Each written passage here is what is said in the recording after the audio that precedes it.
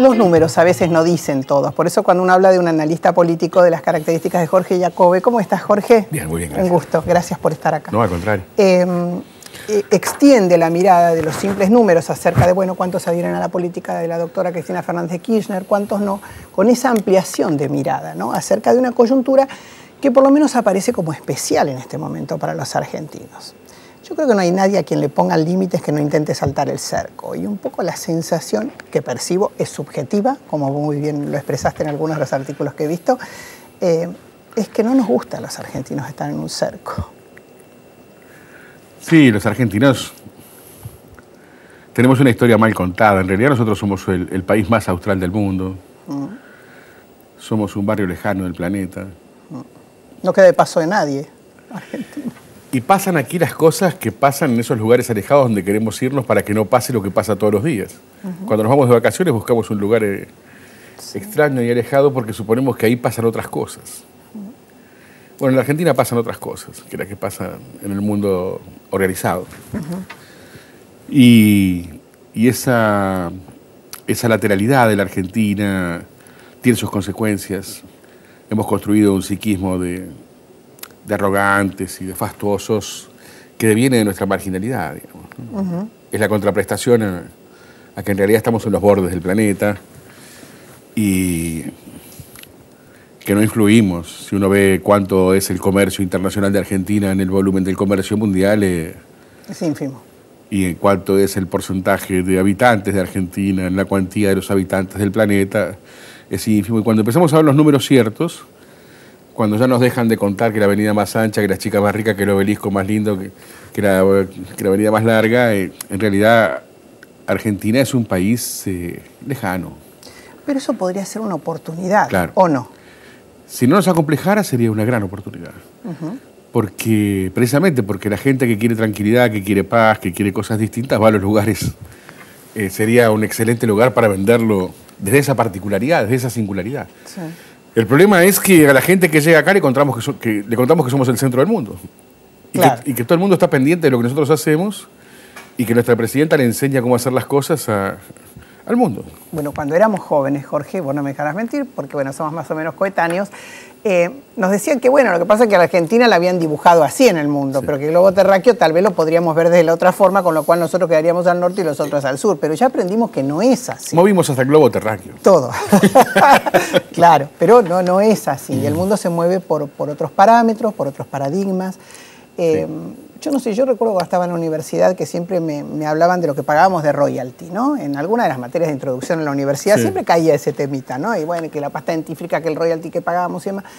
Bueno, pero eso pasó hace 40, 50 años. Hoy estamos en otro lugar y yo no sé si está bien direccionado todo lo que se habló, particularmente en el discurso del Día de la Industria. A ver, estamos sufriendo las consecuencias de ser un país expuesto a nuestra propia capacidad. Hace ya 30 años nos dispusimos a que aquí iba a pasar lo que quisiéramos la mayoría. Y está pasando eso. Que tiene su lado maravilloso, que es el de la libertad, el de la opinión, el de la palabra libre, el de poder pensar, el de poder disentir, y el de que no hay otro responsable que nosotros. Sí. Ahora, por cierto, no hemos podido cumplir con el designio, nuestra generación, la mía, básicamente no ha podido cumplir con el designio de entregarle a nuestros hijos un país mejor que el que recibimos. Año 72, yo tenía 18 años, Argentina era 75% de clase media, 6% de pobres, 4% de desocupados. No había indigentes. La tasa internacional ideal de desocupación era 7. Una laguna de 7% que permitiera pedirle y no llenarla. Cuando la laguna de desocupados es muy grande, el salario se banaliza, cuando es muy chiquita no hay dónde proveerse. Se calcula en el mundo que lo ideal es el 7%, estábamos en 6, un punto abajo de lo ideal. 4% de pobres, no había indigentes. 75% de clase media. En 20 años, mi generación llegó a 60% de pobres, 150.000 millones de dólares de deuda, 50% de la gente sin cloaca y 50% sin agua potable. Hay que tener imaginación para hacer eso. Con lo cual nos damos cuenta a dónde fueron los 150.000 millones de dólares, porque es imposible pedir 150.000 millones de dólares para empobrecer al 60%. Es decir, lo que pasó aquí es clarísimo. Es clarísimo. No hay dos formas de interpretarlo. Ahora... Pero que hubo dolo, corrupción, sí, todo falta de políticas, todo. Todo lo que imagina la gente que nos está viendo, todo. Y cuanto más imaginativo sea, más todavía. ¿Cómo se para? Bueno. Blackie decía, cerramos todas las puertas, vamos a trabajar, fenómeno, ¿dónde abrimos una ventanita para empezar a producir el programa?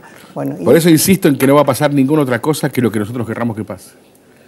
En las sociedades modernas, los poderes hacen lo que las sociedades le permiten. Está bien, pero yo te pongo un caso puntual, Jorge. Por ejemplo, hoy se está hablando de que los jueces subrogantes, no le explico a usted, porque usted sabe, pero digo, por si pasa alguien distraído, aquel juez que queda a cargo de un juzgado es subrogante de ese juez que no está. Bueno, hoy se va a evaluar en el Senado si el Consejo de la Magistratura puede designar esos jueces subrogantes a qué jurisdicciones van. ¿Es peligroso? Es muy peligroso. ¿Pero por qué? ¿Porque hay un designio maligno? No, porque eso le quita independencia al Poder Judicial y puede contaminarse con, bueno, aquel juez que dice yo quiero ir a tal lugar porque hay determinada causa. Con mayoría en el Consejo de la Magistratura, de cualquiera de los factores de poder que fueran, que hoy sabemos cuál es peligroso. Ahora, ¿cómo hace el ciudadano común, cualquiera de los que no está en el poder, para poder luchar frente a eso? Porque los temas institucionales son los que corrompen una sociedad. Las herramientas básicas son dos, el voto y la opinión todos los días. Cuando la presidenta se da cuenta que la opinión pública no la acompaña, retrocede. ¿Vos crees? No. Digamos, lo aprieta a Scioli, la opinión pública dice el culpable es el gobierno nacional, aparece el dinero. Claro. Para poner solo un ejemplo. Sí, sí, sí. Lanzan la idea de romper la barrera de los countries o de derribar los muros, hacen un sondeo inmediatamente, 95% de la población en contra, la presidenta desautoriza absolutamente al propulsor de la idea. Pero eso es hacer foquismo. Bueno. Pruebo. No, pruebo no. Lo que están tratando de hacer es demostrarnos que pueden hacer lo que quieren. Yo creo que ellos ya son conscientes de la licuación de su poder y de alguna manera nos tienen que demostrar que pueden hacer lo que quieren. Entonces un día nos dicen que van a intervenir las cajas de seguridad, que no es cierto. Otro día nos dicen que van a derrumbar las paredes de los countries, que llevaba la idea también de derrumbar las paredes de la Quinta de Olivos para que los pobres pudieran pasear también por los jardines de la presidenta, ¿verdad? Propuso. Digamos. Abramos todo. Por eso la presidenta dijo, no, paremos con esto, porque ¿no? Nadie se hizo rico para ir a vivir una bella miseria. Es decir, no es que la presidenta ahorró todos estos años para ir a compartir su paseo con los pobres, digamos, ¿no? Sí. La Casa de Gobierno todavía está vallada en este gobierno nacional y popular. Así es. Hace 10 años que la Casa de Gobierno está vallada, hay que preguntarse para defenderse de quién. Uno va, por decir algo, a Washington y ve la Casa Blanca, digamos, como ejemplo. Y bueno, sáquese una foto si usted quiere alrededor de la reja, por supuesto, no va a poder ir al living del presidente Obama, pero, digamos, y seguramente tendrá custodia, vaya si la tendrá, pero aún así la violaron. Pero es otra la condición, es cierto eso. De modo que lo que me parece es que estamos aprendiendo, que éramos una sociedad de infantes. Siempre recuerdo, Carolina, que cuando nosotros nacimos y nos pusieron el chupete, el primer chupete, ya sabía a quién votábamos 18 años después. Ninguno de nosotros llegó a las posiciones políticas que defendió en la vida por propia convicción o por proceso dialéctico, interpretativo, sino por herencia familiar.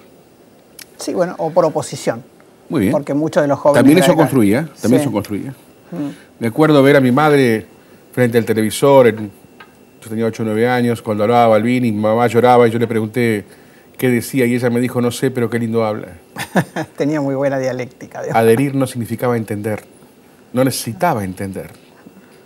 Esa sociedad infantil, donde seguíamos a los líderes que nos habían dicho que eran nuestros líderes y no sabíamos muy bien por qué, en un momento determinado terminó y nos quedamos nosotros frente a nosotros mismos. Y en muchos casos huérfanos, la muerte de Perón, la muerte de Balbín. Y con la mitad de la población, que son nuestros hijos, que no nacieron con un chupete con marca. No. Para nuestros hijos no hay campamentos sagrados. No es que el peronismo es el peronismo, yo voto peronismo, así sea López Rega, Perón, Firmenich, o si soy radical, es lo mismo Angeló que Masachesi, que Alfonsín. Forman parte de otra sociedad. Absolutamente. Hay dos sociedades conviviendo, y de hecho cualquiera lo puede probar en su mesa de domingo. Si le mostramos una foto de Perón o de Irigoyen a una persona de 60 años, hay un efecto, a favor o en contra, y si la mostramos a un muchacho de 20, pregunta quién es, porque es lo mismo que Urquiza. No influye para nada ni Eva Perón, ni Irigoyen en el curso de sus decisiones. Claro. Sin embargo, están votando dos generaciones que resuelven el estímulo de manera muy distinta, están votando en la misma urna y en el mismo momento porque tienen el mismo domicilio. Claro. Ahí está la confusión.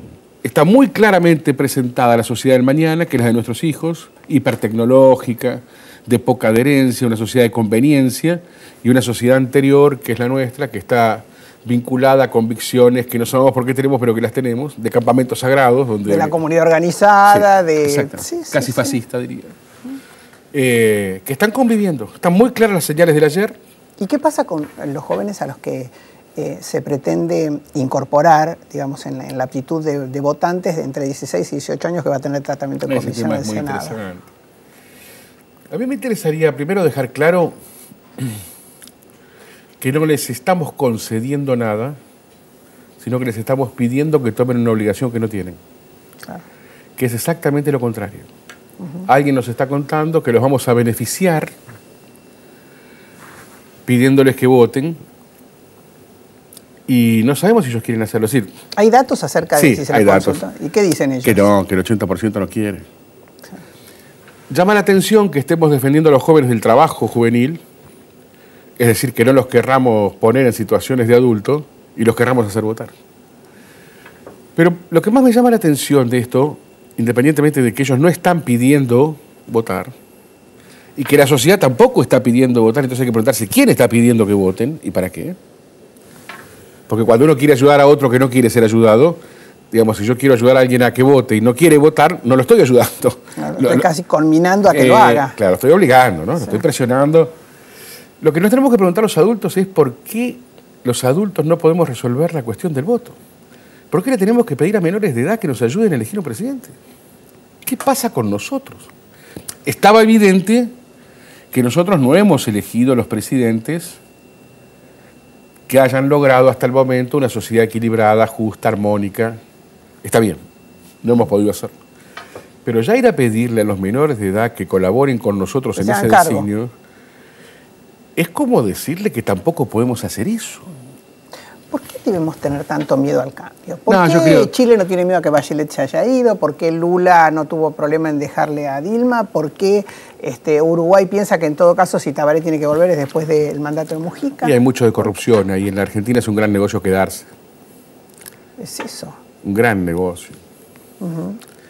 En otros países del mundo no es tanto negocio quedarse, ¿no? Esta es una sociedad que se ha degradado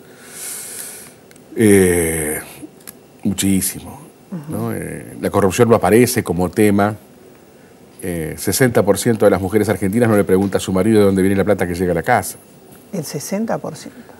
Es probable que muchas de ellas no tengan nada que preguntar porque llega a la quincena y nada más. Sí. Y esto tampoco habla de las que preguntan, porque también uno podría preguntar y estar de acuerdo. Claro, o recibir en silencio. Pero quiero decir, no es tema. La legitimidad del recurso no es un tema de conversación. Ahora, es la misma sociedad, por lo menos la de nuestra generación, que con el advenimiento de la democracia idolatraba a aquellos que abrazaban la carrera política y que íbamos nosotros a tener ahora la posibilidad de elegir. Hemos solucionado muchos problemas, Carolina. Hemos solucionado la patología de la muerte como forma de resolución del conflicto. Ya no nos matamos. Hemos solucionado la inflación. Hemos convivido en democracia con 3.500% de inflación anual, con 2.500% de inflación anual. Hoy 25% de inflación anual nos escandaliza. Pero hay otras patologías que provocaron nuestra profunda caída a las que todavía no hemos llegado. Y es un proceso de crecimiento, digamos, ¿no? Del infantilismo a la adultez hay un camino que necesita algunos años, ir dándose cuenta de lo que nos perjudica. ¿Vos crees que la Presidenta quiere ser reelegida? No. No solamente creo que no, sino que creo que no va a haber 2015 para la Presidenta. Nosotros anunciamos ya en el 2011 que no iba a ser candidata. Sí, lo recuerdo, pero fue. Porque teníamos un dato muy, muy cercano de su máxima intimidad que nos decía que no quería de ninguna manera proseguir con esto. Bueno, en alguna altura de los hechos uno no hace solo lo que quiere. O sea, un complejo articulado de hasta de intereses en el buen sentido. Sí, que la vemos incómoda. La psicología me enseñó que cuando a uno no le gusta la película, el sillón es incómodo. Sí. Y entonces a ella se le cayó el mundo, se le murió el marido, Scioli no la conforma, Moyano la traicionó, los industriales no le cumplen. Es una queja. Es una gran queja, es una mujer en queja esta. Claro. Que no es el papel del líder que nos tiene que llevar a todos hacia el futuro. Bueno, este problema yo leía que lo está teniendo Estados Unidos en su campaña. Sí. Entre Obama y Romney, que los mensajes son negativos, es saber quién apuesta más por lo que el otro hace mal. Claro, hay momentos donde la sociedad y los dirigentes se confunden y ellos mismos nos llevan a retroceder. Lo que Argentina está necesitando es una dirigencia propositiva, esperanzada, que nos cuente... Otro lema, ¿no? Que nos cuente que hay un gran futuro, porque hay un gran futuro para la Argentina. Cualquiera que se da cuenta de lo que significa la explosión demográfica del mundo, Carolina, el mundo es espacio, agua, alimento, energía, educación en los próximos años. Tenemos todo, no caímos en educación, pero... Energía y en educación, pero Japón, Alemania no tienen espacio, agua y alimento. Ellos no pueden arreglar lo que nosotros tenemos naturalmente y nosotros podemos conseguir energía y educación. Jorge, muchas gracias. Siempre es un placer conversar contigo, que lo disfrutes de Bodegas del Fin del Mundo. Muchas gracias y nos reencontramos en cualquier momento. Muy amable por invitarme. Por favor. Con ustedes, por supuesto, el próximo miércoles a las 21 horas. Muchas gracias.